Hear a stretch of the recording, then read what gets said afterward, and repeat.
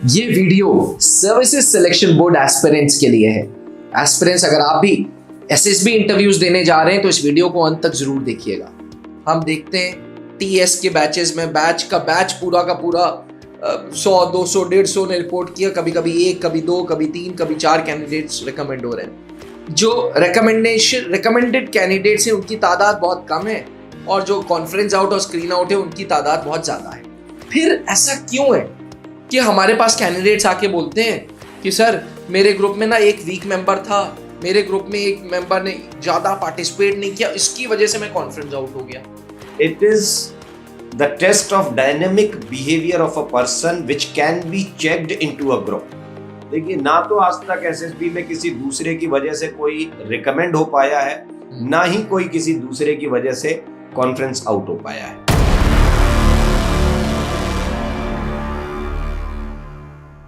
Sir, अक्सर services selection board की जब भी हम बात करते हैं, being a GTO expert and with your experience of over 12 years, rather 15 साल हो गए सर, तो अक्सर आप बोलते हो कि सर्विसेज सिलेक्शन बोर्ड का पास रेट नियर 3.6% है। हम देखते हैं टीएस के बैचेस में बैच पूरा का पूरा 100, 200, 150 ने रिपोर्ट किया। कभी कभी 1, कभी 2, कभी 3, कभी 4 कैंडिडेट्स रिकमेंड हो रहे हैं। जो रिकमेंडेड कैंडिडेट्स हैं उनकी तादाद बहुत कम है और जो कॉन्फ्रेंस आउट और स्क्रीन आउट है उनकी तादाद बहुत ज्यादा है। अब आप साथ में ये भी बोलते हो कि सर्विसेज सिलेक्शन बोर्ड बना है भैया रिकमेंडेशन के लिए, तुम्हें सिलेक्ट करने के लिए, तुम्हें रिजेक्ट करने के लिए नहीं। हाँ, बिल्कुल। इसी सिलसिले में थोड़ा सा आपसे मैं आपका कीमती समय ले रहा हूं। मुझे पता है बाहर क्लास वेट कर रही है जीटीओ ग्राउंड में आपकी, लेकिन सर एक सिचुएशन समझते हैं। कैंडिडेट स्क्रीन इन हो गया, उसके बाद उसके पास 3 टेस्टिंग प्रोसीजर्स हुए, एक साइकोलॉजिकल टेस्ट, एक इंटरव्यू, एक जीटीओ टेस्ट। साइकोलॉजिकल टेस्ट में साइकोलॉजिस्ट ने उस कैंडिडेट का डोजियर अकेले इंडिविजुअली देखा, उसको असेस इंडिविजुअली किया। बिल्कुल। इंटरव्यूइंग ऑफिसर ने with in the room personal interview ले लिया, 40, 45, 50 अप टू 1 आवर, वो भी इंडिविजुअली असेस किया। पर जब जीटीओ की बात होती है, आप हमेशा बोलते हो कि the candidate and the group is assessed. Group पूरा का पूरा असेस होता है। हमेशा ग्रुप बिहेवियर कैंडिडेट का देखा जाता है। हमेशा यह देखा जाता है कि कैंडिडेट का performance with in the group कैसा चल रहा है। फिर ऐसा क्यों है कि हमारे पास कैंडिडेट्स आके बोलते हैं कि सर मेरे ग्रुप में ना एक वीक मेंबर था, मेरे ग्रुप में एक मेंबर ने ज्यादा पार्टिसिपेट नहीं किया, इसकी वजह से मैं कॉन्फ्रेंस आउट हो गया। मतलब उनके कहने का मतलब ये है कि काम वो नहीं कर रहा है और सजा मैं भुगत रहा हूं। ऐसा सच है क्या? नहीं, मैंने ना कभी ऐसा कहा है कि सर पूरा ग्रुप असेस किया जाता है, इस तरीके का मैंने कभी नहीं बोला। मैंने ये कहा है कि it is the test of dynamic behaviour of a person which can be checked into a group and GTO process is individuals assessment in context of a group। मतलब आप किसी ग्रुप में किस तरीके से रहते हैं, वो आपके अकेले का ही असेसमेंट है, पूरे ग्रुप का असेसमेंट नहीं है। ये जो बाहर एक मान लीजिए कोई बच्चा कॉन्फ्रेंस आउट हो जाता है, वो कभी कभी ये आकर के बताता है कि सर मेरे ग्रुप में एक ऐसा कैंडिडेट था जो बहुत डोमिनेट कर रहा था, उसने काम नहीं करने दिया मुझे जी, या मेरे ग्रुप में रिपीटर्स आ गए थे, इस वजह से मेरा सिलेक्शन नहीं हुआ जी। ये गलत फहमी है। देखिए, ना तो आज तक एसएसबी में किसी दूसरे की वजह से कोई रिकमेंड हो पाया है, ना ही कोई किसी दूसरे की वजह से कॉन्फ्रेंस आउट हो पाया है। आप रिकमेंड भी खुद अपनी वजह से होते हैं और नॉट रिकमेंड भी आप अपनी वजह से ही होते हैं, उसका कोई दूसरा कारण नहीं होता। ये सबसे बड़ा मिथ है जो गलत फहमी अपने दिमाग से बिल्कुल निकाल दीजिए। अच्छा, अब देखिए है क्या इंडिविजुअल्स असेसमेंट का मतलब समझिए कि क्या चीज यहां क्यों ऐसे इनके दिमाग में विचार ऐसा क्यों आ जाता है। क्योंकि देखिए, इनको ना सबसे अच्छा, इनको ऐसा लगता है कि जीटीओ ग्रुप में सबसे अच्छा जो कैंडिडेट होगा उसको सेलेक्ट करेंगे और ये अच्छा बनने के नाम पर शो ऑफ, बनावटीपन, वो जो इनका आता है वो पकड़ में आ जाता है। यहां पर फिर समझिए, पर सर हर इंसान की अपनी एसएसबी है ना। जी। अगर एक ग्रुप है मेरे जिसमें मैं भी एक मेंबर हूँ, ठीक, और मेरे को ग्रुप प्लानिंग एक्सरसाइज मिली, ठीक, तो मुझे बैक ऑफ द माइंड तो पता है कि यार ये मेरी अपनी एसएसबी है, मैं परफॉर्म करूंगा, तो वो फीलिंग ऑफ कंपटीशन आ जाती है। जी बिल्कुल। वो कंपटीशन में शायद मैं डोमिनेट करने लग जाऊं ग्रुप में। नहीं, कॉम्पिटिट नहीं करना है सर, वही एक बात मैं इनको कहना चाहूंगा यहां से। जीटीओ कंपटीशन में विश्वास ही नहीं रखते हैं। जीटीओ आपको कंट्रीब्यूशन की वजह से चुनते हैं, ठीक है। So look forward for your contribution. अगर आप देखेंगे आपको इंडिविजुअल पोटेंशियल दिखाने का जीटीओ में टाइम मिलेगा, इंडिविजुअल ऑब्स्टिकल है आपके पास, या आप कह लीजिए कि इसको हम जीटीओ कहते हैं, मगर इसमें देखिए क्या है, ग्रुप टेस्टिंग के अलावा 9 टास्क हैं, 9 में से 6 जो है वो ग्रुप के बीच में रह के आप काम करते हैं, और वहां भी 3 टास्क ऐसे हैं जहां पर आपको अकेले ही काम करना होता है। लेक्चरेट आपको अकेले देना है, इंडिविजुअल ऑब्स्टिकल्स आपको अकेले परफॉर्म करने हैं, कमांड टास्क जहां पर आपको 2 सबऑर्डिनेट्स जरूर मिलते हैं लेकिन they are not allowed to give you any kind of suggestion, तो वो भी आपका इंडिविजुअल पोटेंशियल माना जाता है। तो आपका इंडिविजुअल पोटेंशियल वहां भी देखा जा रहा है। लेकिन अब जो बचे हुए 6 टास्क है उसमें जहां आप ग्रुप के बीच में काम करते हैं, तो वहां पर मुझे ऐसा लगता है कि आपको कॉम्पिटिट नहीं करना चाहिए, आप कंट्रीब्यूट करिए। क्योंकि इसमें भी अगर आप देखेंगे जैसे ग्रुप डिस्कशन है, तो वहां पर आप बैठ करके काम कर रहे हैं, यहां पर आपका mental contribution to your group दिखाई देना चाहिए। ग्रुप प्लानिंग एक्सरसाइज आप बैठ करके काम कर रहे हैं तो आपका मेंटल कंट्रीब्यूशन समझ में आना चाहिए ग्रुप के अंदर। आपकी कोई फिजिकल एक्टिविटी नहीं हो रही है, लेकिन जब फिजिकल एक्टिविटी में आ गए और फिजिकल वर्क कर रहे हो आप साथ साथ, जैसे प्रोग्रेसिव ग्रुप टास्क है या ग्रुप ऑब्स्टिकल रेस है, अब भी आप वही चीज सोचोगे कि जी मैं मेंटल कंट्रीब्यूशन ही दे करके काम चला लूंगा, what about your physical contribution then? So now you have to switch immediately, look for both the things like your physical as well as your mental contribution to your group. But ऐसा कहीं नहीं है कि competition जैसा शब्द अपने दिमाग में डाल दें कि मैं सबसे अच्छा दिखाई दूंगा तभी रिकमेंड दूंगा। कंट्रीब्यूट सबसे अच्छा करेंगे तो रिकमेंड होंगे आप। सर कुछ ऐसे भी तो टास्क हैं जहां पे कंट्रीब्यूशन ज्यादा रोल प्ले ना करता हो, जैसे अक्सर ग्रुप प्लानिंग एक्सरसाइज में एक बंदा फाइनली नरेट करता है। नहीं, उससे कोई लेना देना नहीं है। अच्छा, उससे कोई लेना देना नहीं है।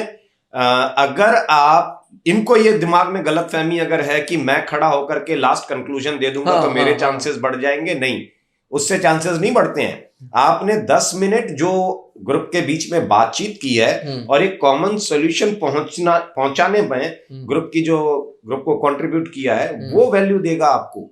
तो वहां भी कंट्रीब्यूशन ही मेन रोल प्ले कर रहा है आपके लिए। ये कॉम्पिटिट करने लग जाते हैं। एक सवाल यहाँ पे पूछूंगा। ग्रुप प्लानिंग एक्सरसाइज में समझ गया आपकी बात कि वो कलेक्टिव रिस्पॉन्स चेक किया जा रहा है जी, बट स्ट्रक्चर्स में क्या, प्रोग्रेसिव ग्रुप टास्क में क्या, final group task, half group task, उन सब में क्या? Why not sir? आप अगर देखिए, पहली बात तो अगर हम 10 लोग काम कर रहे हैं जी, मैं सिर्फ खड़े खड़े करके अच्छे अच्छे आइडियाज बोलते जाऊंगा तो मैं फिजिकली भी तो अपने आप को कुछ कंट्रीब्यूशन दे सकता हूँ, ग्रुप में आगे बढ़ करके काम कर सकता हूँ। और मैं आगे बढ़ने के नाम पे सबको पीछे छोड़ने की कोशिश करूं, मेरे दिमाग में ये आएगा कि मैं आगे जाऊंगा और बाकी पीछे छूट जाएंगे तो मैं अच्छा दिखाई दूंगा, तो वो आपका ग्रुप है, तो उनको पीछे कैसे छोड़ करके जा रहे हैं आप? उनको साथ लेकर के चलें, दूसरों की चिंता करना सीखें। आपको अगर लग रहा है कि आपका आइडिया बहुत अच्छा है मगर मुझसे ज्यादा अच्छा आप इसको एग्जीक्यूट कर सकते हैं, तो फिर मैं आपके ऊपर विश्वास क्यों नहीं दिखा रहा हूं? मुझे दिखाना चाहिए। ये है कंट्रीब्यूशन। ओवरऑल 10 लोगों को मिलकर के बाहर पहुंचना है और 10 लोगों को पहुंचाने में सबसे ज्यादा कंट्रीब्यूशन किसका दिखा वो ज्यादा मायने रखता है, ना कि फर्स्ट कौन आ गया या सेकंड कौन आ गया। ये सब चीजें थोड़ा सा अपने इनको दिमाग से निकाल देनी चाहिए। वो शायद एजुकेशन सिस्टम ऐसा है ना शुरू से कि ज्यादा पढ़ोगे तो रैंक 1 आएगी, उसके बाद रैंक 2, उसके बाद रैंक 3, इसलिए बाय एंड लार्ज सर हमारे बच्चों में अब कॉम्पिटिटिव फीलिंग ज्यादा है और ये एक ग्रुप की बिहेवियर कम है। ये एक स्ट्रेस होता है इनके दिमाग में। स्ट्रेस क्या है? ये 3 प्रकार के स्ट्रेस कैरी करते हैं कोई भी इंसान आमतौर पर जो ग्रुप में काम करता है, वो 3 प्रकार के स्ट्रेस कैरी कर रहे होते हैं। खास करके जब कोई असेसमेंट प्रोसेस में आप आते हैं, कोई भी ग्रुप वर्क ठीक है, उसमें सबसे पहला जो स्ट्रेस होता है ग्रुप के लिए वो होता है इंटरनल स्ट्रेस। इंटरनल स्ट्रेस मतलब अगर 10 लोग बैठे हैं और डिस्कशन की 3 लीड्स हैं, तो कोई ना कोई तो मेरे से अलग बात करेगा उसमें, और जो मुझसे अलग बात करेगा, जब वेरी कर रहे हैं 2 ओपिनियन, तो वो इंटरनल स्ट्रेस क्रिएट होना शुरू हो जाता है ग्रुप के अंदर। कोई आपको नहीं बोल रहा करने के लिए, आप खुद कर रहे हैं। डिफरेंस ऑफ ओपिनियन है ना, जो बहुत कॉमन होगा, बहुत कॉमन है वो स्ट्रेस बन जाता है आपके लिए कि वो तो मेरी बात मान नहीं रहा है, अब मुझे इसकी बात को कैसे काटना है। हाँ, ये काटने छाटने में लगे रहते हैं। हाँ, ठीक है। एक्चुअल ये क्या है ना कि जहां जो भी ट्रेनिंग कर रहे हैं, ये ट्रेनिंग की बुनियाद ही गलत है सर। अगर नीम का बीज डालोगे तो फिर आम कहां से आ जाएगा भाई, ठीक है। तो तुम तो उसी में सीख करके आए हो, तो तुम कंपटीशन करना सीख के आते हो और कंपटीशन करते रहते हो, बाद में रिजल्ट पीछे रह जाता है। दूसरों की चिंता करो। फिर देखिए दूसरा क्या होता है, एक्सटर्नल स्ट्रेस। एक्सटर्नल स्ट्रेस मतलब ये सब हो क्यों रहा है, मैं क्यों आपकी बात से सहमत नहीं हो रहा हूं, या क्यों मैं आपको शो ऑफ करने की कोशिश कर रहा हूं, क्योंकि मुझे मालूम है बाहर कोई और बैठा है जो असेसमेंट लिख रहा है, और वो होता है जीटीओ। तो जीटीओ आपके एक्सटर्नल स्ट्रेस की तरफ से काम कर रहा है, या कोई भी असेसर जो बैठा है, वो असेसर वो जो होता है ग्रुप वर्क के अंदर, वो एक्सटर्नल स्ट्रेस के तौर पर काम कर रहा होता है।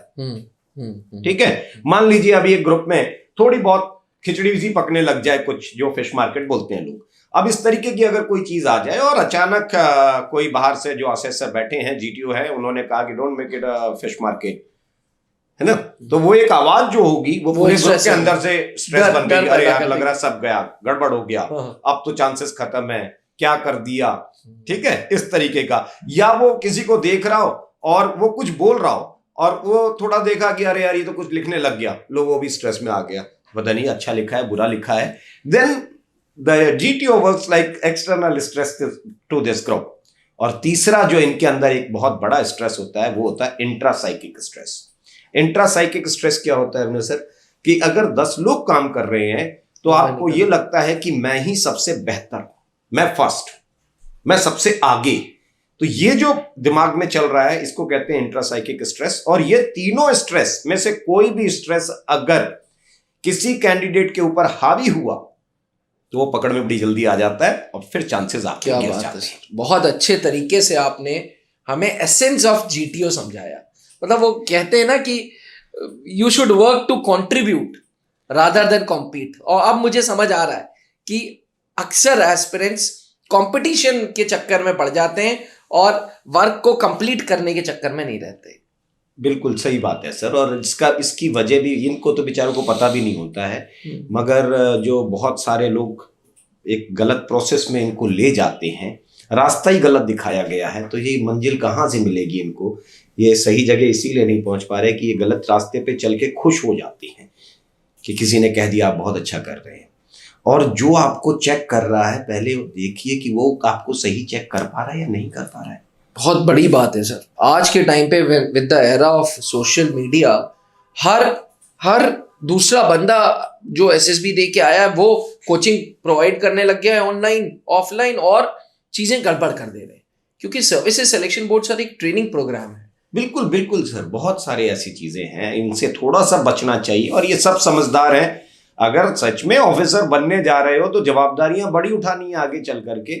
और जब जवाबदारियां इतने अच्छे आप पोजीशन के लिए देख रहे हैं अपनी लाइफ में, इतना बढ़िया ट्रांसफॉर्मेशन अपनी लाइफ में देखना चाह रहे हैं, तो फिर गाइडेंस गलत कहां से चला जाएगा आपके पास। ये तो खुद का विवेक भी होना चाहिए आपके पास। True sir, true. Thank you sir, thank you so much.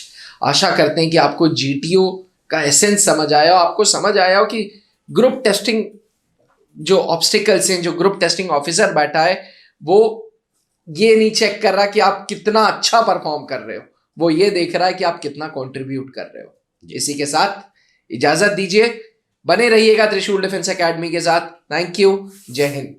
Thank you so much sir. Please.